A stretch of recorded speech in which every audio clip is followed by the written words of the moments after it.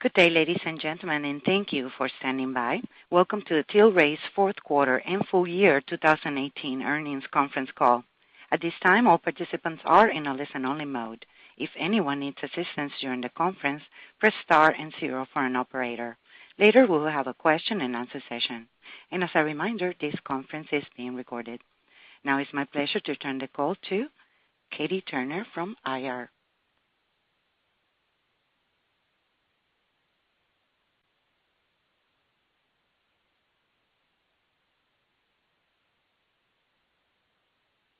Good afternoon, and thank you for joining us on Tilray's fourth quarter and full fiscal year 2018 earnings conference call. On today's call are Brendan Kennedy, President and Chief Executive Officer, and Mark Castaneda, Chief Financial Officer. Before we begin, please remember that during the course of this call, management may make forward-looking statements within the meaning of the federal securities laws. These statements are based on management's current expectations and beliefs and involves risks and uncertainties that could differ materially from actual events and those described in these forward-looking statements. Please refer to Tilray's reports filed from time to time with the Securities and Exchange Commission and its press release issued today for a detailed discussion of the risks that could cause actual results to differ materially from those expressed or implied in any forward-looking statements made today. Finally, please note on today's call, management will refer to adjusted EBITDA, which is a non-GAAP financial measure. While the company believes adjusted EBITDA will provide useful information for investors, then presentation of this information is not intended to be considered in isolation or as a substitute for the financial information presented in accordance with GAAP. Please refer to today's release for the reconciliation of adjusted EBITDA to net loss, the most comparable measure prepared in accordance with GAAP. Now I would like to turn the call over to Brendan. Thank you, Rachel. Good afternoon, everyone, and thanks for joining us. On today's call, I will review the progress we have made on executing on our global growth strategy, including our recently announced strategic partnerships and acquisitions, and provide an update on our opportunities for long-term growth in the global medical and adult-use cannabis markets.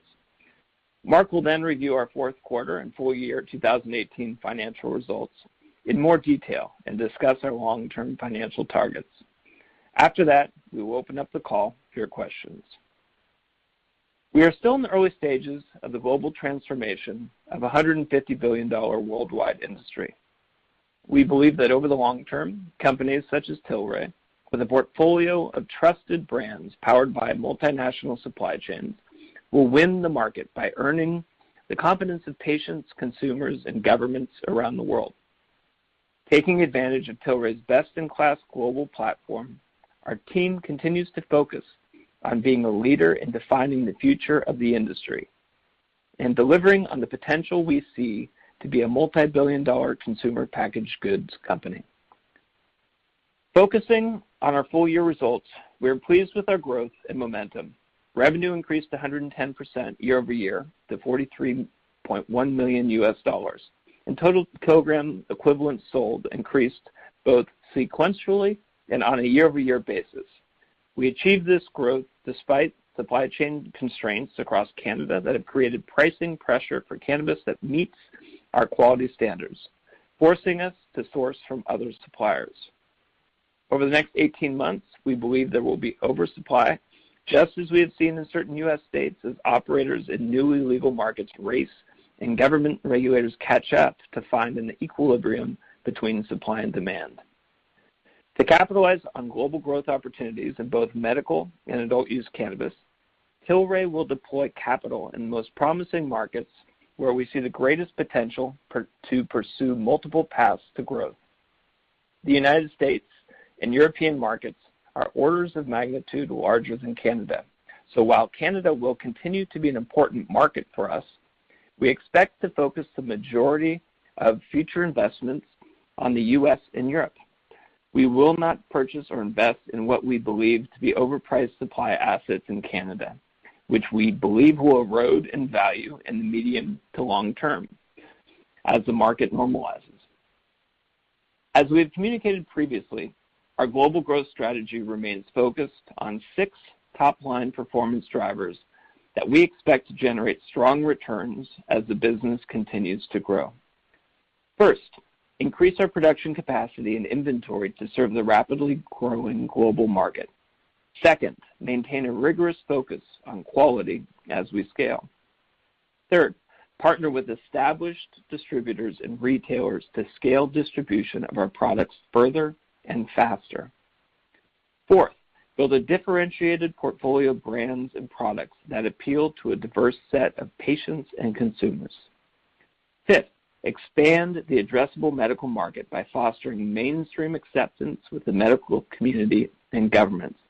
And finally, sixth, pioneer the future of our industry by investing in innovation, research and development, and clinical research.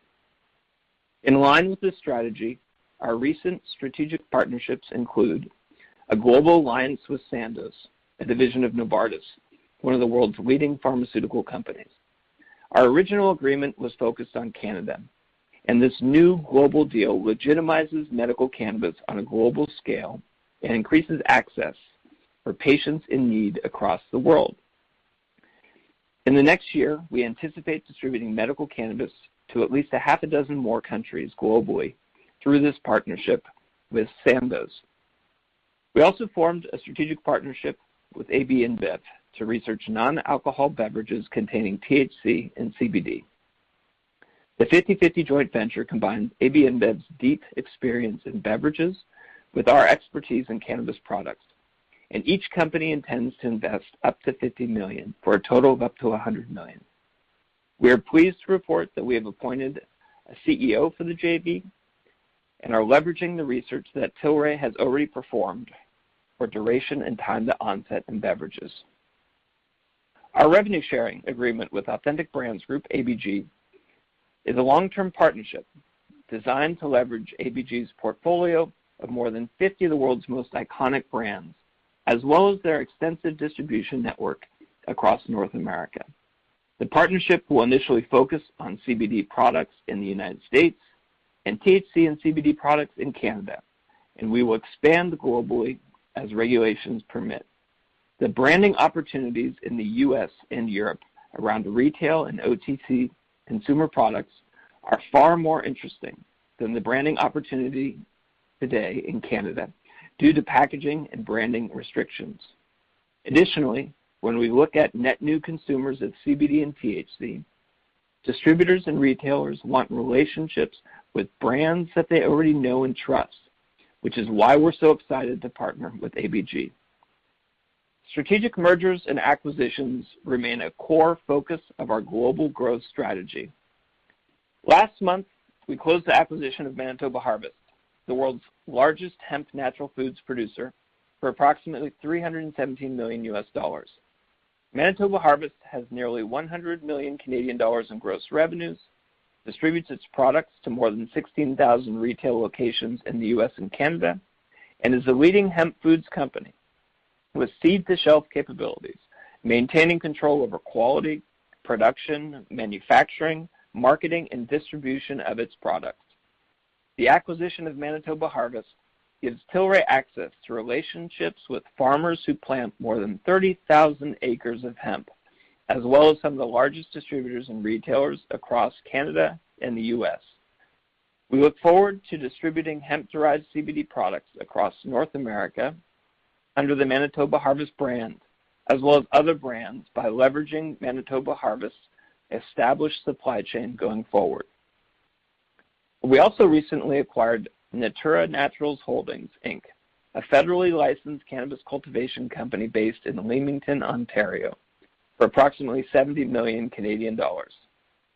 The increased supply from Natura, which we have rebranded as High Park Gardens, will allow us to further expand our market share in the Canadian adult use market with high-quality branded cannabis products.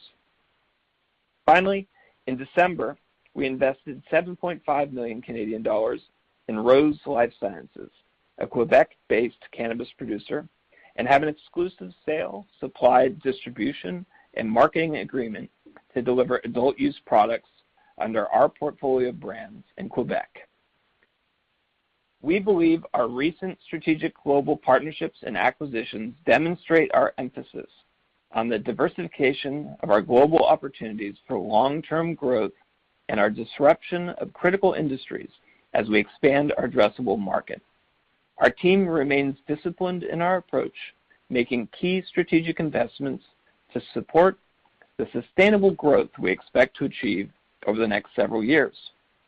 Last week, we announced that Andrew Pucher has joined us as our Chief Corporate Development Officer, overseeing M&A and corporate investments. Andrew previously served as the Managing Director at Goldman Sachs, where he most recently covered the Canadian cannabis industry. We are excited about the contributions he will make as we accelerate our growth.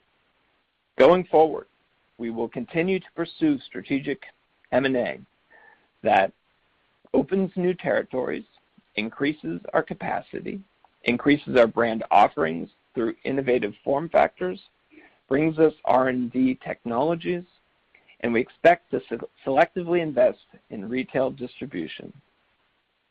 As I said earlier, our increased focus on the U.S. and Europe, among other international markets, is tied to the fact that we believe they represent a significantly larger opportunity for Tilray long term, where we can extend beyond our potential in Canada. Simply put, we are building a company for the long term. We believe that the field of battle has changed and that the U.S. and Europe are going to be more important over the long term. In the U.S., Tilray is building a portfolio of brands and products with the goal of making them industry leaders in every market where cannabis is legal. I believe we are a lot closer to federal legalization in the U.S. than most people realize. The Farm Bill presents an excellent opportunity for Tilray to capitalize on an estimated $22 billion hemp-derived CBD industry in the U.S. We have a U.S. CBD supply chain in place through the acquisition of Manitoba Harvest and a deal to produce hemp-derived CBD-infused products for Authentic Brands Group as regulations permit. We've also finalized the CBD supply agreement to source CBD from LiveWell Canada and the United States for wellness and medical Tilray-branded CBD products across North America. We expect LiveWell to begin shipping product to us during the second quarter of 2019. In the coming months, we expect to make additional announcements about strategic investments and partnerships in the U.S. to position Tilray for long-term leadership in the market. Focusing on Europe, just last month, the European Parliament passed a resolution similar to the World Health Organization's recommendation to increase access to medical cannabis, further legitimizing the industry, and we believe this decision will encourage other states and countries to legalize. We began 2018 with 28 countries having legalized medical use globally and ended the year with 41, and we can easily see how that number grows to 50 or 60 by the end of 2019. Our EU campus in Portugal completed a successful medical harvest earlier this month, and we are well positioned to serve the EU market as more countries legalize. We expect the EU campus to produce and distribute cannabis in the EU for the EU, and believe that having a local, vertically integrated supply chain presence is an important differentiator for us to reduce costs and hedge against regulatory risk. Our campus includes indoor, outdoor, and greenhouse cultivation sites, as well as research labs, processing, packaging, and distribution sites for medical products. This first harvest was a significant milestone for the company, and we expect multiple harvests in the coming months. By the end of 2019, we expect to increase our production space to 2.2 million square feet, approximately double compared to the end of 2018. On our existing properties, we have the ability to expand our total production space to 4.5 million square feet. Our 7 production facilities around the world are significantly increasing our global production output compared to 2018. While the Canadian market remains challenged with quality supply, we are confident the supply-demand will become more balanced over time as additional supply becomes available. Longer term, we do not believe Tilray will be in the farming business, so we're not allowing the near-term supply disruption to change our strategy for growth over the next few years. From a retail perspective, we have taken small steps in Canada, including minority investments in Fire and Flower, Inner Spirit, and Westleaf, and expect to invest more aggressively in the months to come. To aid in our global expansion, we have formed an international advisory board to provide strategic perspective to our executive team and board of directors. The advisory board consists of 10 internationally renowned business and government leaders who continue to provide us with strategic insights as we pioneer the future of our industry. As mentioned earlier, we have also expanded our global senior leadership team with 6 strategic executive hires from world-class organizations to help our existing team spearhead our future growth and development internationally. In addition to Andrew Puther as our new Chief Corporate Development Officer from Goldman Sachs, we hired Greg Christopher, who joined from Nestle to be our Executive Vice President of Operations. Rita Sagan joined from Diageo as Executive Vice President of Human Resources. Dara Redler, our General Counsel, joined from Coca-Cola. Charlie Kane, our Vice President of Retail, joined from Starbucks. And Sasha Milkarek, our Managing Director Europe, joined us from Grunenthal. At the same time, our team remains deeply committed to clinical research. This is important for the future of medicine, as well as being a competitive differentiator in the industry, and has accelerated awareness, very positive awareness, in international medical cannabis markets. Most recently, in the fourth quarter, we partnered with researchers at the Lambert Initiative for Cannabinoid Therapeutics at the University of Sydney to complete a study examining the effects of cannabis on driving and cognitive function. The trial phase of the study culminated in 2018, and results are expected to be published sometime this year. Looking ahead to the balance of the year and into 2020, we continue to anticipate the following corporate milestones: launching Tilray and Manitoba Harvest CBD products in the U.S.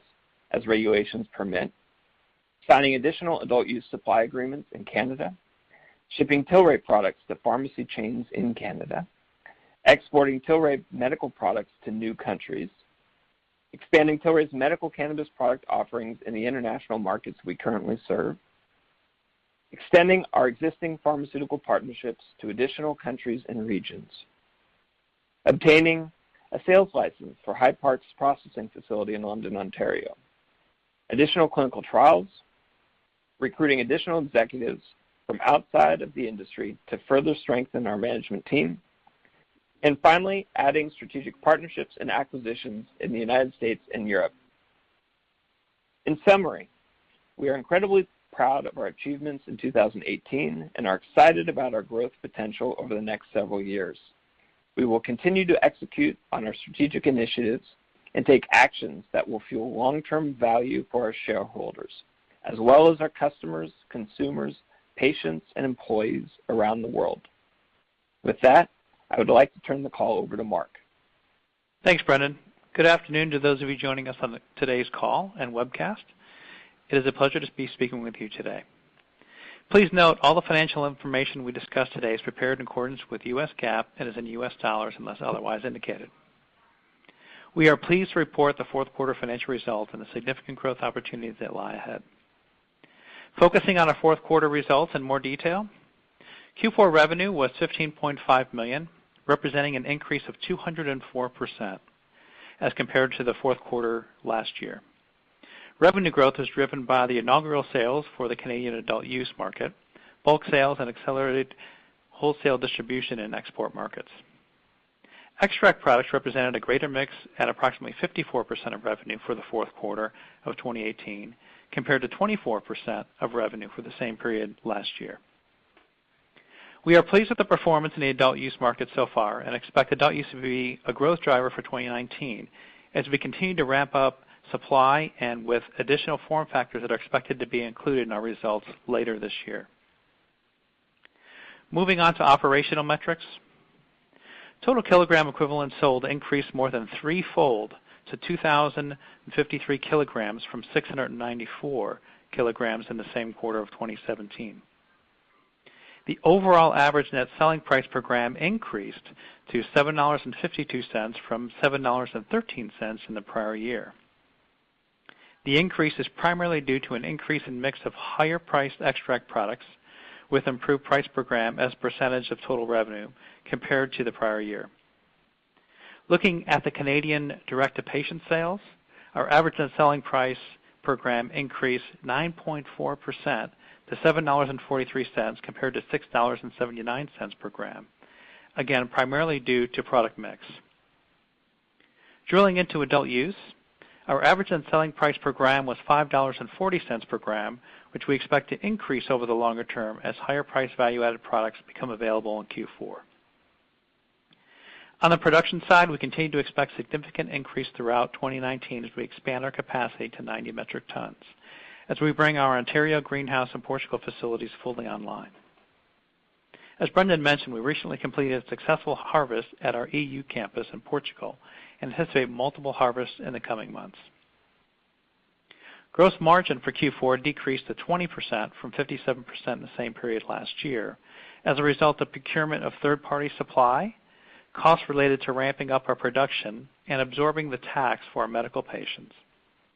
We expect to see margin pressure during the ramp-up of our production facilities and during the temporary lack of industry supply. Longer term, we continue to expect 50% plus gross margins as we lower our costs through greenhouse and outdoor cultivation and as we ramp those facilities past the startup phase. We also expect reduced revenue per unit as selling wholesale in the adult use market becomes a bigger mix of our revenues. Our total operating expenses increased to $26 million, which includes $4.1 million in non-cash stock compensation expense. Excluding that, operating expenses increased to $21.9 million from $5.5 million in the prior year. The increase was primarily due to $12.3 million increase in G&A associated with higher professional fees and increased resources to support our growth and expansion for the startup of operations for adult use. Net loss for the quarter was $31 million, or 33 cents per share, compared to $3 million, or 4 cents per share in the fourth quarter of 2017. Net loss included non-cash stock compensation charge of $4.1 million compared to $34,000 charge in the prior year. Adjusted EBITDA was a loss of $17.8 million compared to a loss of $2.1 million in the fourth quarter of last year. The increase in net loss and adjusted EBITDA was primarily due to the expected increase in operating expenses related to driving our expansion forward, such as investing in continued growth, expansion of international teams, and costs related to M&A and public company costs. Turning to the balance sheet, we ended the quarter with cash and short-term investments of approximately $517 million. As a reminder, in October, we announced the pricing of a $475 million convertible debt private placement, resulting in net proceeds before expenses of about $460 million. We intend to use the proceeds for working capital, future acquisitions, and general corporate purposes. We believe we have sufficient capital to execute our CapEx and operating expansion plans for the next 12 to 18 months. On a longer-term basis, we intend to further build on our early leadership in the global cannabis industry and to achieve growth for years to come.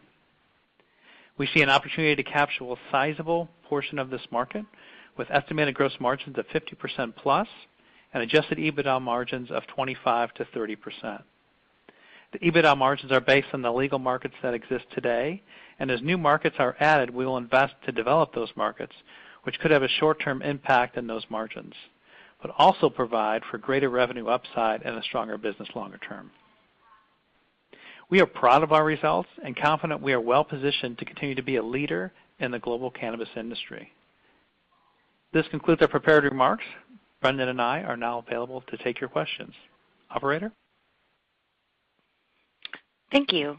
And ladies and gentlemen, if you have a question at this time, press star and the number 1 key of your touch-tone telephone. If your question has been answered or you wish to be removed from the queue, press the pound key. Again, to ask a question, just press star and 1. And our first question is from Vivien Azer with Cowen and Company. Your line is open. Hi, this is Steve Steierman, pinch hitting for Vivien tonight. Thanks for taking the call. Just to lead off, just a quick housekeeping item. Can you please clarify whether the revenue numbers of $15.5 million are based on a gross or on a net basis? Yeah, that's net revenues, but it does include taxes, so if that's your question. Yep. Thank you. That's helpful. And you mentioned that you're absorbing the excise tax, so thank you for that clarification too. Okay. Can you guys provide a little bit more detail on the outlook for 2019 in terms of revenues? And is there any cadence that we should be thinking about for the onboarding of novel form factors later in the year? Yeah, so as we mentioned 9 months ago when we were doing our IPO roadshow, we talked about 2018 being a double from 2017 and 2019 being at least 3x what 2018 is. So as you know, we don't give specific guidance, but we do give some directional guidance. And that 3x was excluding Manitoba Harvest. And for Manitoba Harvest, it's about 100 million Canadian, or call it 75 million US, and we only had it for 10 months of the year. So let's call it around 65 million for this year. Okay, great. And while we appreciate the need to buy from third party, and it seems like it's weighing on your gross margin, I understand that you're looking to double your square footage with supply coming online. But can you talk a little bit more about the sequencing of that and how that will alleviate some of your headwinds? And in particular, how much is Natura and Naturals coming into play? So Natura is coming into play. It's relatively small for Q1, just because we purchased it during the quarter. There was also some commitments for them to sell to other third parties. So the offtake we're going to have is relatively small in Q1. For the full year, it's around 10 metric tons, and could be up to 20 for next year if we do an expansion project there. And on the rest of your supply, in terms of when we should see that coming online this year? So we'll continue to see increases each quarter, just as the facilities become more mature and we're able to use 100% of the facilities as opposed to having to scale it up throughout this year. So you'll see revenues continue to grow, especially revenues from our own harvest continue to grow. So you'll see margins improve sequentially each quarter this year. We've also completed our first harvest from Portugal, and we anticipate regular harvests from that facility. We won't sell product from Portugal until later on this summer, and so you'll see inventory begin to accumulate there in anticipation of our GMP inspection so that we can export from Portugal to other countries around the world. And just a follow-up to that point, Brendan, can you offer some specificity how that might impact the financial model and how that build-up may impact gross margins? And will sales from that facility be gross margin accretive to the company? Yeah, so if you think about Portugal and its cost basis is significantly lower than Canada. And we're going to do an outdoor crop as well as a greenhouse crop. So again, significantly lower cost than our Canadian costs. So as we're able to sell that product, which is going to be more the second half of this year, that'll definitely expand the margins. And that's all medical product, which generally has higher price points. And then the final thing you'll see from that Portugal facility is that we'll use that facility to meet demand from countries around the world, and we'll begin to leave product cultivated in Canada inside of Canada, and so no longer export nearly as much from Canada. All right, great. Thank you guys very much. Thank you. Our next question is from Tammy Chen with BMO Capital Markets. Your line is open. Thanks. Hi, Brendan and Mark. First question, I just wanted to go back on the procurement from third-party supply. Is that because of where the timeline of the ramp is at Enniskillen, or is it just quality differences, or is it there's different strains that the provinces want that you're not growing at Enniskillen right now? I'm just trying to understand that the rationale on the third-party supply. So the third-party supply is primarily because we have a significant demand for our products, and we're just not able to produce enough demand. As built in our model originally, is we were planning to have third-party supply. If you remember the articles from a year ago were saying that we were going to be oversupplied in Canada at this point in time. That hasn't happened. So it has been part of our plan to use third-party supply. The quality of that supply is just not available, as well as there's just not enough product available. Okay, got it. And in terms of the Enniskillen facility, so I just wanted to confirm, is the facility now, it's fully licensed and all areas are planted and growing? And can you help me think in terms of timing of the next big harvests from that facility that we should keep in mind when it comes to thinking about your pace of sales in, Q1, Q2, the rest of this year? Yeah, so as far as licensing, so that facility is licensed today. The production facility in London is not fully licensed, so we're using some of the space in the Enniskillen facility that will be used for other things like drying. So we're not using the full capacity of our Enniskillen facility because of the licensing requirements in London. So that will happen, we believe, in the near term, and we'll be able to use Enniskillen at more full capacity. Got it. Okay. Thank you. Thank you. Our next question is from Rob Wertheimer with Melius. Your line is open. Hi, good evening. Wanted to ask about your view on the progress and development of edibles or beverages and other products that might be on sale in Canada in 4Q. Just general thoughts, and then specific question, is it clear to you, obviously you're brand new in the JV you're doing, but is it clear to you that THC and CBD beverages can be made like attractive and shelf stable in the near term, or is that sort of a thing you're going to figure out in an indeterminate amount of time? So we think that that they can be manufactured and be shelf stable and be tasteful. Yeah, tasty over the short term. I think that so those are obviously in terms of prioritizing our objectives. Those are the first things we're looking at. We've also spent a lot of time over the last 2 years looking at other simple scientific problems to solve. So water solubility, bioavailability, time to peak effect, duration of effect, and we've solved a lot of those issues. And so we're excited to bring a number of different edible products to market whenever we can. I guess the big uncertainty is when. We're anticipating October of this year, but that hasn't. There's not complete clarity there, and there's also not complete clarity on which exact form factors, which exact ingredients will be allowed, and what the packaging for those products will be. Do you have a view on whether your experience to date allows you to have a leg up in that, when and if it becomes allowed in 4Q? I don't know what the process is going to be like for approvals, whether past experience or manufacturing expertise or whatever. I don't know if you view that as a differentiated sort of early out of the gate or not.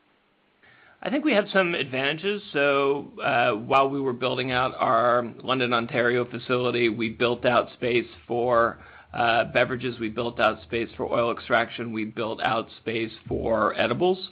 And so from an operations perspective, I think being licensed, we have some advantages there. I think where we have a lot of experience that will turn out to be advantageous is that we've licensed a brand called The Good Chip that operates in Washington State and I believe California, and there's knowledge in terms of manufacturing, specifically with Good Chip edibles that contain CBD and THC, recipes, SOPs, what packaging, what manufacturing equipment to use, and so those are all things that we're putting into our facility in London, Ontario, and we do feel like we have a leg up because of our that brand and the know-how from that brand. We also think that our joint venture with AB InBev gives us a leg up on beverage. They own 8 of the top 10 beer brands in the world. They know how to manufacture beverages all over the world, and they have as you can imagine, a robust supply and distribution chain globally. Very helpful, thank you. If I can ask one other one on Europe, and without trying to get you to give specific guidance or outlook, but can you see a path where you actually have ready demand for production out of Portugal for the full facility when you do it? I just don't know the pace of acceptance. Obviously we're trending in a great direction. I just don't know the pace of acceptance in the medical community there. I don't know if you can talk about your efforts to educate or whether that channel doesn't need education. It's going to pour in when it becomes available.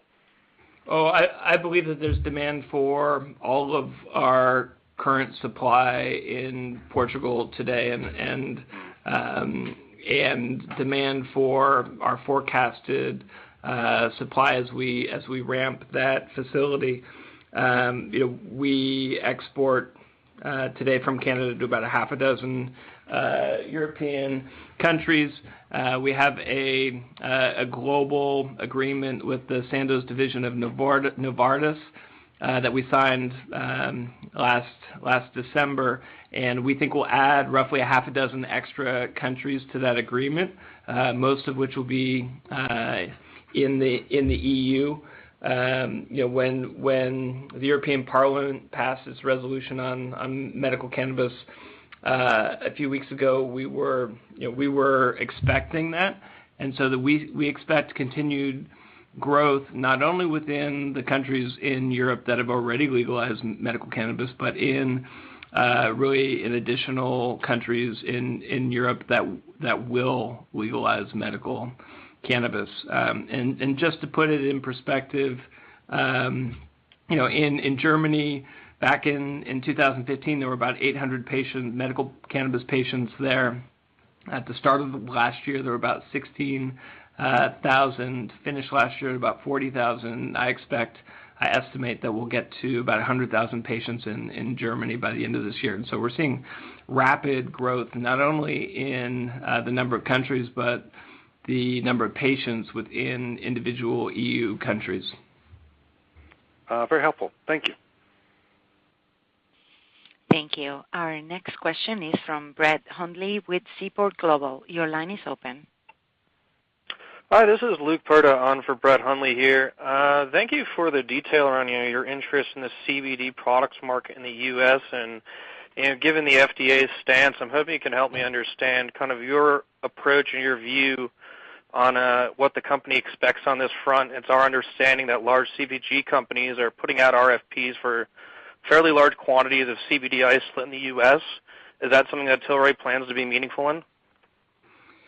It is. So we've signed an initial supply agreement for a number of different CBD products from either farmers or groups of farmers or processors within the United States.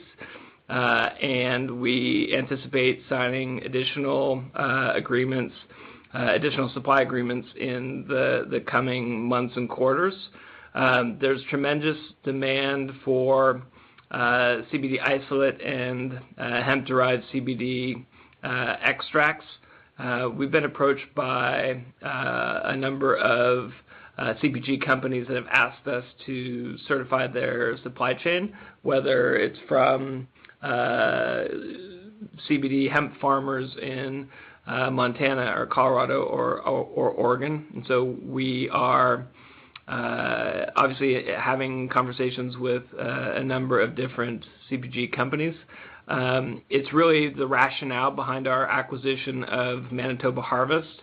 With Manitoba Harvest, if you can imagine buyers at Amazon, Whole Foods, Costco, Albertsons, as they're looking to put CBD products on their shelves, there are a lot of unknown brands out there and a lot of unknown sources of CBD. And those retailers, they're going to go with a brand they know and a supply chain they trust, like Manitoba Harvest, which has been in that business for years. They're the world's largest hemp food manufacturer. They control 30,000 acres of hemp cultivation, and they're already on the shelves of 16,000 major retailers in the United States and Canada. Thank you. And kind of building off that Manitoba Harvest acquisition, do you have any growth rate expectations for the next couple of years and kind of an ultimate, target margin for that business? So the growth rate, kind of just on the food side, is between 10 and 15%. With the CBD side, it is going to be significantly higher than that. So we haven't given, again, we don't give guidance, and some of that is dependent upon timing of CBD and when we can get it on shelves in the U.S. As far as margins go, gross margins in that business will be around the 50% range, with CBD being a larger portion, and it'll actually tick up even higher than that. Great, thank you. And just one more here. Kind of looking at M&A, what's on the top of the list for your company? What are your views towards, products or market areas? Have your views towards products or market areas changed since as the cannabis industry has evolved? And what are your thoughts on ownership of U.S. dispensary assets? Was that something that's ultimately attractive to Tilray, or would you rather position yourself elsewhere in the supply chain? So I'll start with the first part of that question. When we look at strategic M&A, we look at transactions, we look at companies that open new territories, that increase our capacity, that increase our brand offerings through new form factors. We look at R&D, so some disruptive technology. And selectively, we are looking at retail, and I'd put the second part of your question into that retail category. I guess when we think about geography, we are focused right now on the United States and Europe, and focused on aggressively deploying capital there. We certainly are not spending a whole lot of time looking at state licensed dispensary retail locations in the United States today. Great, thank you. Thank you. Our next question is from Graham Kremler with 8 Capital. Your line is open. Yeah, hi, good evening, and thanks for taking my call. Just a first question here as a matter of housekeeping. Just wanted to confirm the treatment of the excise tax. Is any of that showing up in the cost of goods sold line, and if so, what is the amount in there? So excise tax does show up in cost of goods sold. I don't have those numbers handy. It's relatively small. If you think about excise tax, it's about $1 per gram. So I think you can do the math on kind of what we sold at adult use. Okay. Sure, understood. Thanks. And then just to go back to follow on the questions with respect to the CBD market in the United States, we've seen, I think, a bit of a different tack on strategy. Some people waiting for individual states to regulate, and that'll be an acceptable framework versus waiting for a full FDA ruling. Where does Tilray stand on that side in terms of what's needed before we can see commercialization? So the FDA Commissioner, Scott Gottlieb, announced his resignation coming up here in April. And our perspective is that over the short term that actually speeds up clarification from the FDA in the U.S. And so I think we'll see before his departure some clarification on CBD derived from hemp, and so. We are looking to that as a next step. and we're also looking at additional paths to get products to market in the United States that contain CBD, certainly before the end of the year. Okay, thanks. With respect to your comments earlier, Brendan, on investing in the United States, what could that look like in the near to medium term? Before we'd see any sort of federally legal cannabis framework in place, what sort of forms could that take on? So I think, for us, we have secured supply of CBD from a U.S. hemp CBD source, and I would expect to announce additional sources of U.S. hemp-derived CBD in the coming months. So that was the first step. The second step is, if you think about Manitoba Harvest sells their products at about 13,000 retailers in the United States, plus 3,000 in Canada. And so if you think about 13,000 retailers in the U.S. that carry the Manitoba Harvest products, at Expo West in Anaheim a few weeks ago, Manitoba Harvest was showing their line of CBD wellness products, and so those would be the products that we initially would expect to bring to market, as well as additional brands.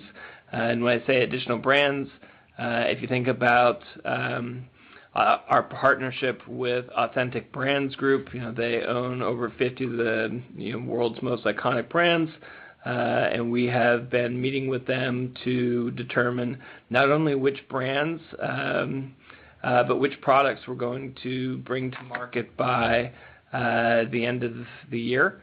And I expect that we'll see products from an Authentic Brands Group, brands such as something like Nine West by year end. Okay, great. And just to follow up on that, with respect to the CBD supply chain, talked about the steps made in sort of the procurement of the hemp and CBD isolate on one end, and then the end branding packaged goods side on the other things. On the other end, what about the extraction and formulation step in between that, in terms of investments being made to take it from seed or from biomass down to sale? Yeah, if you think about Manitoba Harvest, they receive hemp from 30,000 acres worth of hemp cultivated in Canada every year. They receive it into a processing facility in Winnipeg. It then goes from that processing facility to a manufacturing and packaging, state-of-the-art manufacturing and packaging facility outside of Winnipeg in a town called St. Agat. And so they're experts in hemp processing. We would expect to either acquire, invest, or partner with a group in the U.S. that would enable us to leverage Manitoba Harvest experience into the U.S. Okay, thanks. And last question here, on your comments on investing selectively in retail, is that specifically for the Canadian market, or does that extend to other jurisdictions? It does extend to other jurisdictions. The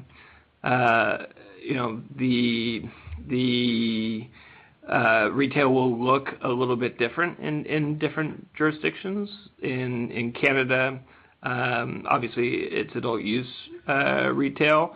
If you think about retail in the United States, certainly for a hemp-derived CBD product, it will look slightly different from that. And if you contrast that with some sort of retail venture in Europe, it'll be much more wellness focused or pharmaceutical focused. Okay, thank you very much. That's it for me. Thank you. Thank you. And our next question is from Michael Lavery with Piper Jaffray. Your line is open.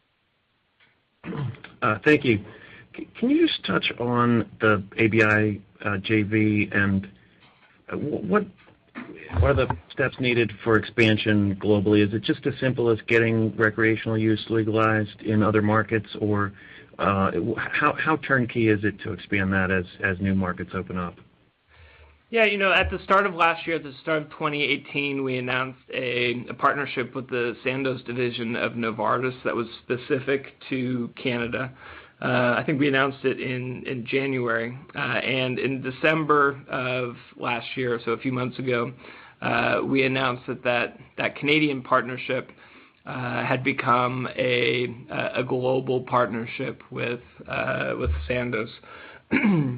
We took a similar approach with AB InBev, and our initial joint venture is for R&D of beverages for the Canadian market. And if you think about a company of that size going through the process that we went with them for a year in terms of performing due diligence and meeting with our team, neither party hopes that agreement is just for R&D in Canada. So clearly there is an interest and desire to potentially expand that agreement in the future, and so that's what I expect will happen. That's what I hope will happen. But the first thing we need to do is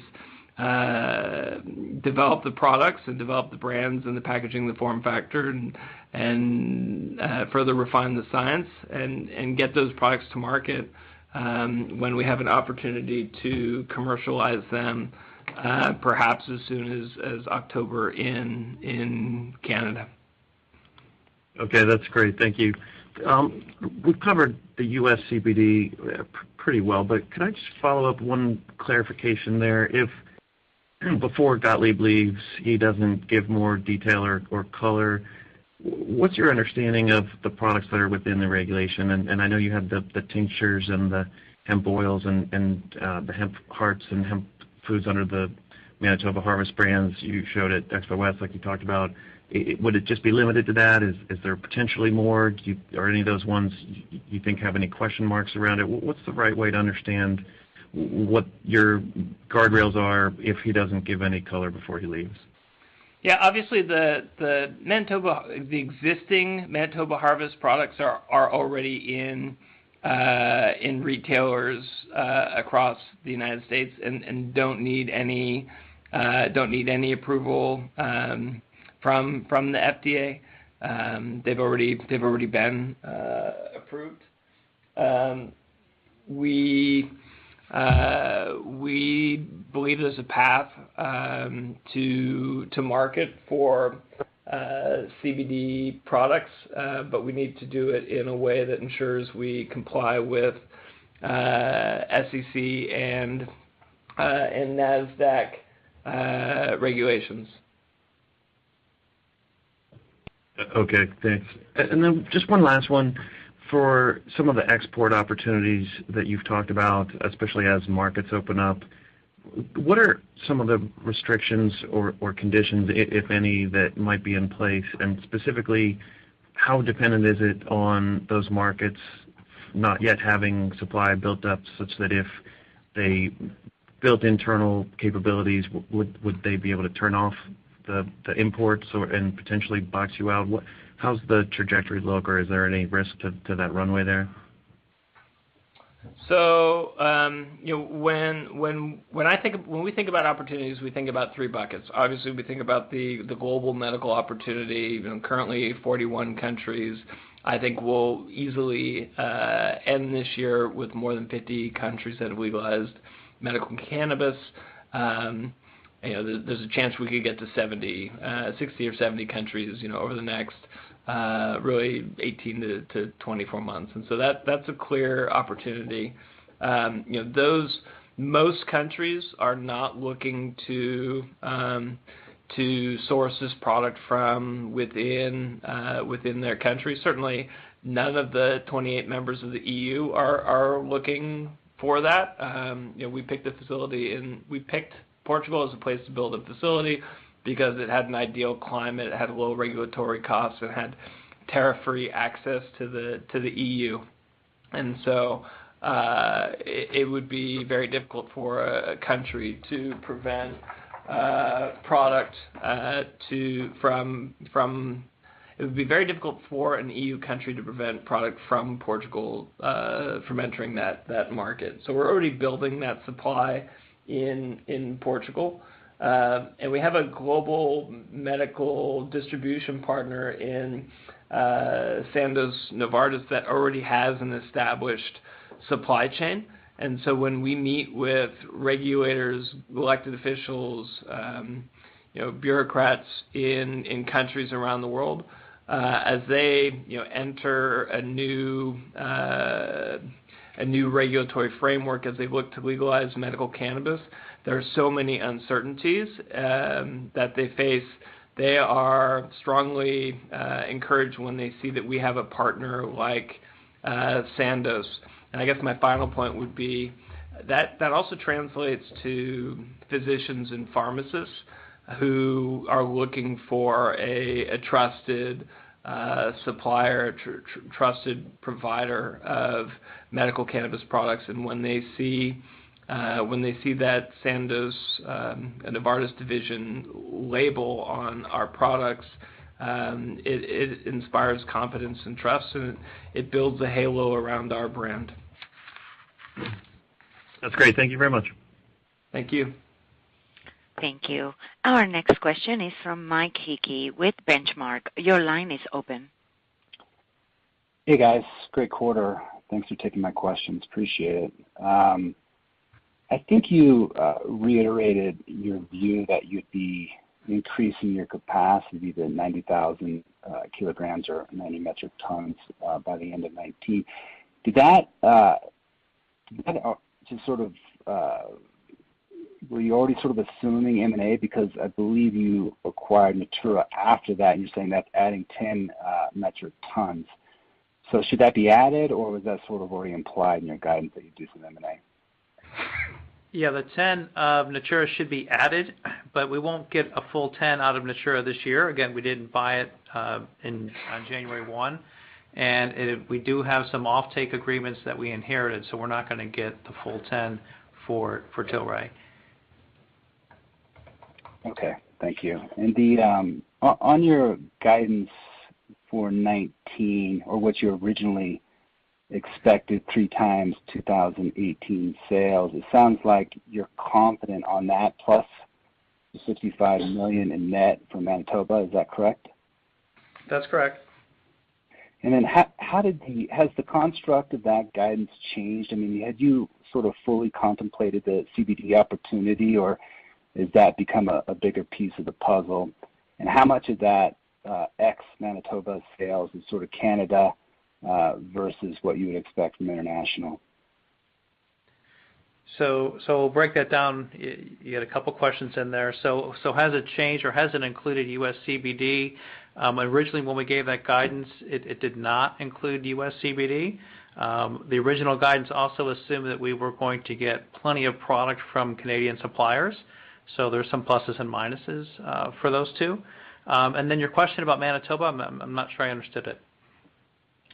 I was just curious. I think you answered it primarily, just the $65 million on top of the 18. Yeah, so I think you answered it. The last question, in the U.S., you're seeing an effort from some of the states that have legalized cannabis to offer locations to publicly consume cannabis. Curious your view on how that could potentially happen in Canada or not. And I guess specifically on beverages, at least in the U.S., where we've seen quite a bit of work in beverage products, it still remains a very niche product category. And so I guess the second part of that question is, do you think for the beverages to really work, you'll need sort of social public consumption points, call it bars or restaurants, for that to be meaningful for you in the future? Definitely. In terms of beverages, it's all about consumer occasions to consume, and whether that's product that's purchased in a in a bar or a restaurant, or product that's purchased from a 7-Eleven or a Circle K. These products just aren't readily available, but we are seeing more and more millennial consumers who aren't interested in or are less interested in alcoholic beverages, and they are interested in cannabis. And so we think that as a category of cannabis beverages will significantly increase, not only in Canada but in the U.S. Okay, thank you. Last little question from me. When you look at sort of what Canada Health has given as their sort of initial view, maybe around the regulatory framework around edibles, you're seeing sort of maybe limitations on per serving potency. You're seeing maybe limitations on sweeteners and coloring, and maybe the necessity to have separate manufacturing facilities. Just curious how you sort of fold all that up into making competitive edible products in a versus the illegal market where they've already sort of achieved scale and sort of know what the consumer wants, some of which it seems like Canada Health wants to limit, particularly like gummies and other products that adult use has shown a lot of demand for.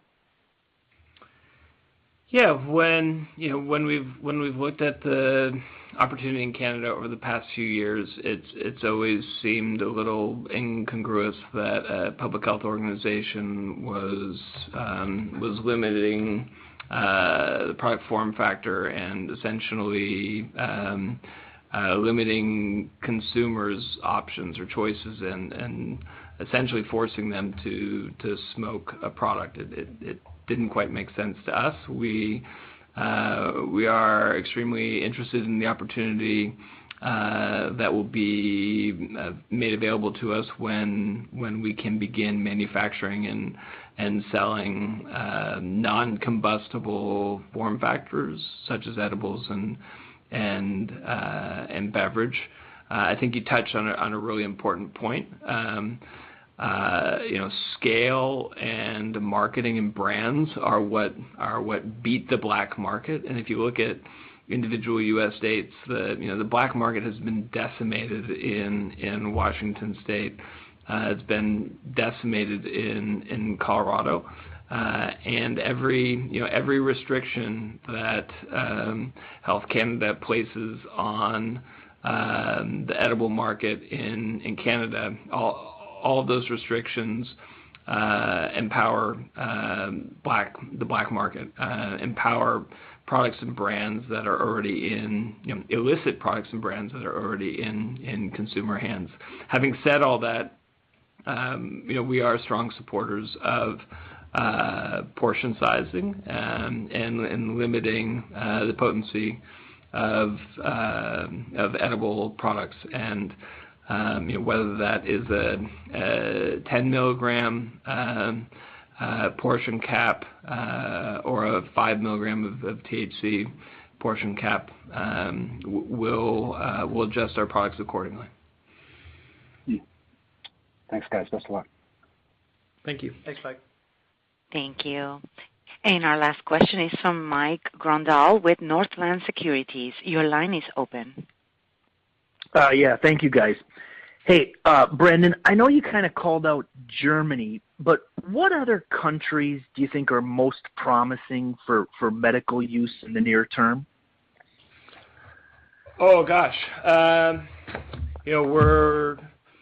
So I'll sort of bifurcate that into into existing and then future. So the UK, Australia, New Zealand, we continue to see growth there. Really Chile, Argentina, Peru, Brazil are really early on in their growth curve. And then in Europe, Czech Republic, Croatia, Cyprus are all countries that we already ship to. I think that we'll see progress and really interesting opportunities inside of the EU, really by the end of this year. And so whether that's Ireland, Poland, France, et cetera, those are the opportunities that we think are going to come online. There's 19 countries in Europe that have legalized medical cannabis, and so we expect that a population of more than 500 million people will have access to medical cannabis in Europe over the next 12 to 24 months. And I think really an important distinction to make between Canada and Europe is that in Canada, the government of Canada is taxing medical cannabis, and in Germany they're subsidizing medical cannabis. In Germany and the rest of Europe, you're going to see this product made available through government subsidized medical programs. And so it's a really different approach from Canada. That's sometimes it's hard for people to grasp. In Germany, any doctor can write a prescription, any patient for any illness, distributed through a pharmacy with insurance company coverage, and you just don't see that in North America today. Sure. And then quick on CBD, is there any form factors that you think really stick out with hyper demand, or is it just anything with CBD can sell like crazy? How do you think about it?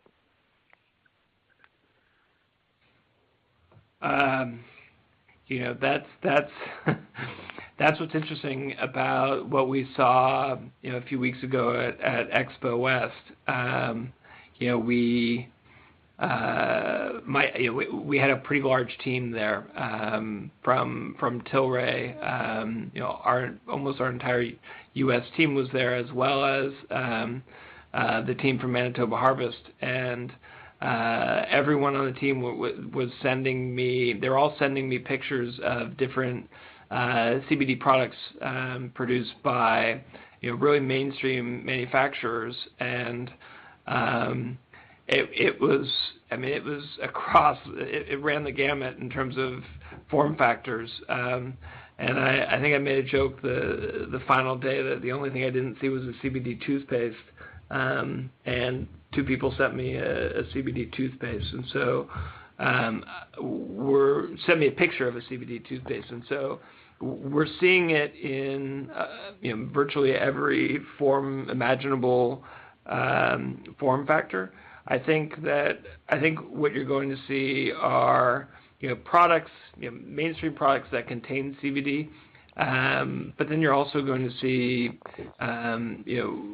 really pharmaceutical grade, dietary supplement, nutritional supplement products that come from established brands and trusted sources, and I think that's probably the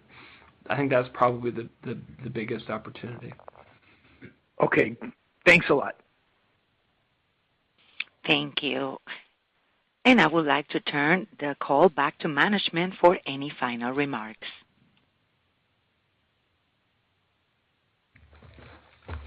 Thanks everyone for joining our call. We are very pleased with our performance in Q4 and in 2018 overall. Thanks for listening. And ladies and gentlemen, thank you for participating in today's conference. This concludes the program, and you may all disconnect. Have a wonderful day.